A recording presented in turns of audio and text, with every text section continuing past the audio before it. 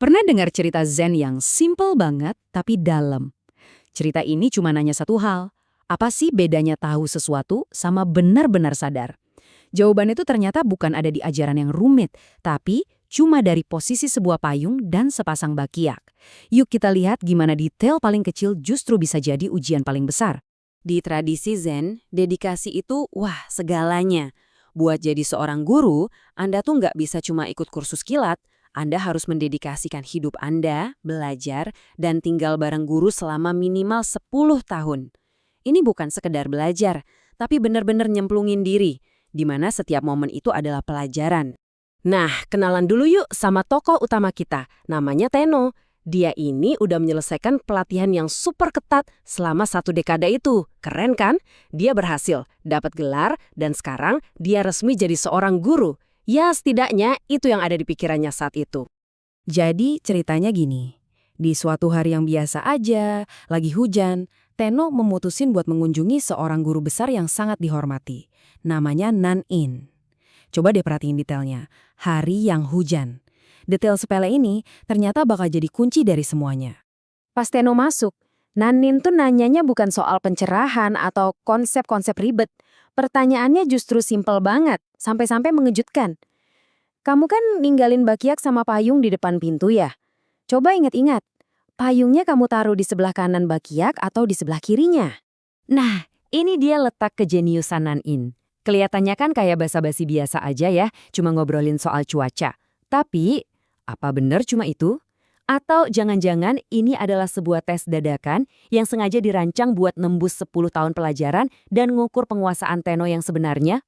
Dan disinilah momen kebenarannya. Tenno, sang guru yang udah belajar 10 tahun, cuma bisa dia membisu. Dia nggak bisa jawab. Rasanya semua pengetahuan yang udah dia kumpulin bertahun-tahun itu lenyap gitu aja di hadapan pertanyaan yang begitu sederhana. Justru di dalam diamnya itu, Tenno dapat pencerahan yang, wah, kayak ditampar. Dia sadar, ternyata 10 tahun belajarnya itu cuma ngasih dia pengetahuan di level teori. Dia belum benar-benar menghidupi ilmunya. Jadi, sebetulnya apa sih yang lagi diuji sama Nan-in? Inilah inti konsepnya. Kesadaran tak kunjung henti. Ini tuh bukan soal meditasi keren di puncak gunung. Bukan. Ini soal memberikan perhatian penuh pada momen saat Anda, misalnya, meletakkan payung di depan pintu. Sesimpel itu. Nah, perbandingan ini ngejelasin semuanya dengan pas. Pengetahuan itu saat Anda bisa ngejelasin prinsip mindfulness dari buku, keren kan? Tapi, kesadaran itu adalah saat Anda secara otomatis ingat di mana naruh payung karena pikiran Anda benar-benar ada di situ pas ngelakuinnya. Yang satu di kepala, yang satunya lagi di setiap tindakan. Jadi gini, ini tuh bukan soal payungnya. Payung itu cuma alat tes instan untuk saat ini. Saat itu juga. Kegagalan Tenno buat ingat detail sekecil ini langsung ngebuka jurang yang lebar antara teori yang dia kuasai dan prakteknya di kehidupan nyata. Itu nunjukin kalau pikirannya nggak 100% hadir. Mungkin lagi mikirin hal lain, padahal dia baru aja dateng. Coba deh kita bedah, metodenya Nanin ini jenius banget. Pertama, dia nggak peduli sama gelar guru yang disandang Tenno. Kedua, dia pakai detail sehari-hari yang super simple sebagai alat ukur. Dan yang paling penting, ketiga, dia menilai kondisi pikiran Tenno saat itu, bukan tumpukan pengetahuannya.